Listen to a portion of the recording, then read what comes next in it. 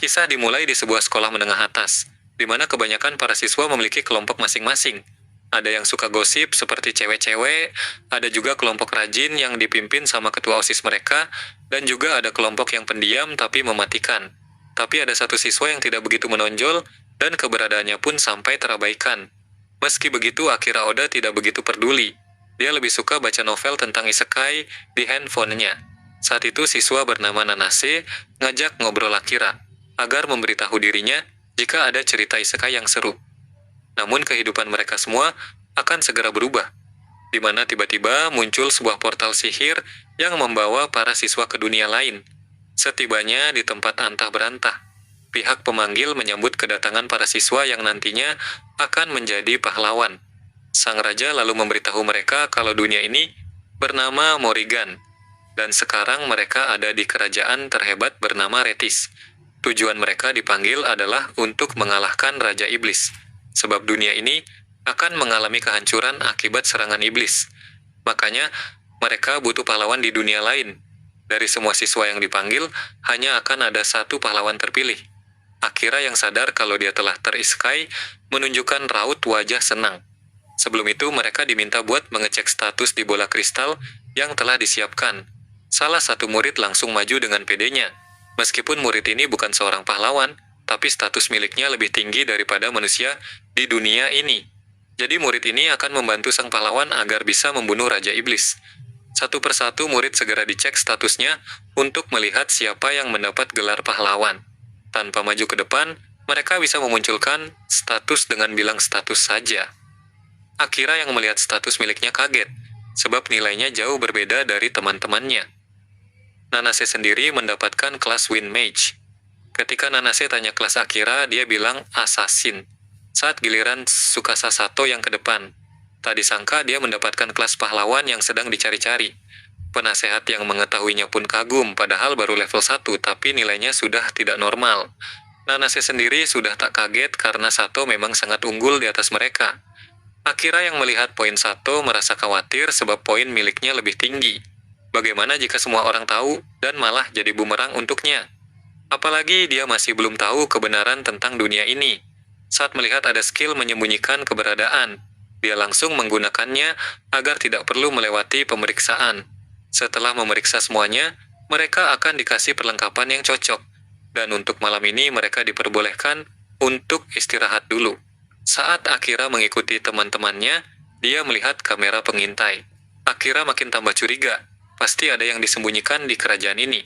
Tanpa Akira sadari, pemimpin prajurit telah menyadari skill miliknya. Singkat cerita, Akira memilih kamar yang tidak begitu mencolok. Itu dia lakukan agar tindakannya tak dicurigai. Setelah mengganti baju, Akira akan mengumpulkan informasi di dunia ini. Ketika melihat pemandangan, dia tak menyangka bakal hidup terisekai. Berkat kelas assassin miliknya, gerakan tubuh Akira jadi begitu ringan. Di ruangan arsip terlihat sang raja dan putri sedang membahas sesuatu yang penting, di mana putri bilang agar raja tak perlu khawatir sama anak-anak ingusan dunia lain. Raja meminta putrinya agar menjauhkan para murid dari ruang arsip. Akan sangat merepotkan jika sampai keberadaan arsip ini diketahui mereka. Akira yang mendengar percakapan mereka, segera menggunakan skill menyembunyikan keberadaan. Setelah putri itu pergi, Akira sudah berdiri di belakang raja.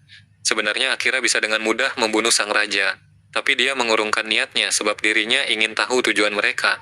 Raja sendiri merasakan ada yang aneh di dekatnya, tapi karena tak ada orang dia tidak curiga. Pada keesokan paginya, para murid telah berkumpul untuk sarapan. Akira sendiri masih saja menggunakan skill menyembunyikan keberadaan. Akira sebenarnya ingin memberitahu teman-temannya tentang temuannya tadi malam.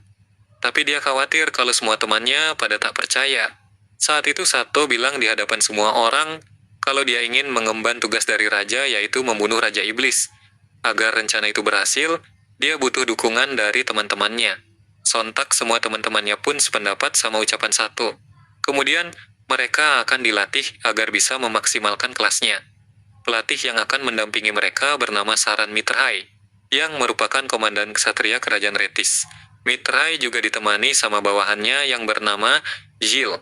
Mereka akan dilatih selama 1 bulan penuh, agar mahir dalam bertarung. Setelah itu mereka akan menjelajahi labirin, tapi tetap akan ditemani sama Mitrai dan Gil. Akira sendiri tak ikutan berlatih, sebab dia memiliki misi sendiri. Mr. Hai lalu undur diri sebentar dan menyerahkan semuanya pada Jill. Ketika Akira berasa di taman, tak disangka keberadaannya telah diketahui sama Mr. Hai. Mr. Hai bilang kalau skill milik Akira masih aktif kok. Masalahnya dia ini mempunyai kemampuan Mystic Eye. Berkat kemampuannya itu dia bisa menangkap perbedaan suhu secara visual. Awalnya Akira menaruh curiga pada Mr. Hai. Takutnya dia satu kelompok sama Raja. Namun ternyata dia berbeda jalan, hal itu membuat Akira jadi lega. Mereka lalu ngobrol berdua, di mana Akira memberitahu Mitrai kalau skill menyembunyikan keberadaan miliknya memiliki level maksimum. Namun skill yang lain hanya memiliki level 1. Akira sendiri tak tahu bagaimana cara meningkatkan skillnya. Mitrai akan membimbing Akira untuk masalah itu. Tapi sebagai gantinya, Mitrai ingin agar Akira memberitahu tentang dunianya. Sebab Mitrai sangat haus akan ilmu duniawi. Sebenarnya Akira sangat suka terisekai di tempat ini. Tapi bagaimanapun juga dia memiliki keluarga di bumi. Keluarganya pasti khawatir dan dia juga sebaliknya. Jadi Akira harus menjadi kuat agar keinginannya kembali pulang bisa terrealisasikan. Kesepakatan pun dibuat, terlihat keduanya sama-sama senang. Perlu diketahui, jika di dunia ini juga hidup elf dan beastmen. Tapi semua ras itu tinggal di benua yang berbeda. Akira sendiri langsung melatih fisiknya seperti yang diperintahkan Mr. Hai. Mr. Hai menjelaskan kalau level kelas hanya bisa naik setelah membunuh monster, tapi kalau level skill bisa naik dengan cara latihan. Akira juga menceritakan tentang dunianya pada Mr. Hai. Setelah mendengar cerita Akira, Mr. Hai jadi tertarik sama bumi. Di sini Akira terus saja berlatih keras hingga sebulan penuh. Di ruang kesatria, Giles tanya kenapa Mr. Hai selalu dekat-dekat sama Akira. Gara-gara itu dirinya yang harus kerja ekstra melatih murid yang lain. Mr. Hai lalu bilang kalau dia sangat tertarik sama Akira. Apalagi tempat tinggalnya yaitu Jepang. Terlebih lagi Akira memiliki skill menyembunyikan keberadaan level maksimum. Mendengar hal itu Giles jadi kaget. Apalagi status Akira kemarin tak muncul. Mr. Hai bilang kalau skill Akira mengingatkan dia sama pahlawan yang terakhir dipanggil. Setelah Giles undur diri, Akira datang menemui Mr. Hai. Akira lalu mempertanyakan buku yang dia temukan di ruang arsip. Akira selalu ngambil buku di sana karena dia haus akan informasi. Namun dalam buku tersebut dia menemukan sesuatu yang sangat janggal. Ternyata buku itu adalah buatan dari Mr. Hai, di mana itu berisi penggulingan kekuasaan. Mr. Hai sadar kalau rahasianya ini bakal terbongkar sama Akira. Bagi Mr. Hai, tindakan raja yang sekarang telah melenceng dari jalur. Makanya dia ingin menggulingkan secepatnya. Akira sependapat sama Mr. Hai karena dia menaruh kecurigaan kuat pada raja dan putrinya. Pasukan kesatria juga banyak yang mengeluh sih. Akira tahu Mr. Hai ingin menggulingkan kekuasaan raja dengan cara damai. Sebenarnya Akira bisa saja sih membunuh raja saat hari pertama dia dipanggil. Namun Akira mengurungkan hal itu sebab keluarganya pasti tak akan setuju. Mr. Hai setuju sama tindakan Akira, jadilah assassin tanpa membunuh. Karena itu akan lebih baik buat Akira. Akira lalu tanya, kenapa Mr. Hai membocorkan misinya kepada dirinya? Mr. Hai bilang kalau Akira itu menjanjikan. Jadi Mr. Hai tertarik sama Akira bukan karena skillnya, melainkan karena Akira tak mudah terbawa suasana. Hanya mereka yang bisa melampaui kesulitan besar sendirianlah yang bisa melakukannya. Mendengar ucapan Mitra Akira jadi senang, sebab baru pertama kali ini ada orang yang memujinya. Karena dia sudah buat Akira senang, Mr. Hai minta bantuan sedikit untuk menggulingkan tahta raja. Dia akan memikirkan hal itu, kata Akira. Keesokan paginya, para pahlawan akan memasuki labirin bernama Kantinen. Dalam perjalanan menuju labirin, mereka diiringi sama para penduduk layaknya sebuah perayaan. Saat itu, Akira melihat sosok gadis yang menatap ke arahnya. Akira yang sudah pindah ke tempat gadis itu lalu tanya, ada apa? Gadis itu bilang kalau pemanggilan pahlawan hanyalah untuk pengorbanan. Akira yang tidak mengerti, ingin tahu apa maksud gadis tersebut. Tapi gadis ini menolak menjawab. Sebelum berpisah, gadis ini yakin kalau mereka akan bertemu kembali. Singkat cerita, para pahlawan telah memasuki labirin. Sekarang para pahlawan sedang melawan para monster. Tanpa sadar, salah satu pahlawan membunuh ruangan penuh monster. Mereka pun bersusah payah menghadapi monster yang terus berdatangan. Akira tanya ke Mr. Hai, apa yang harus mereka lakukan?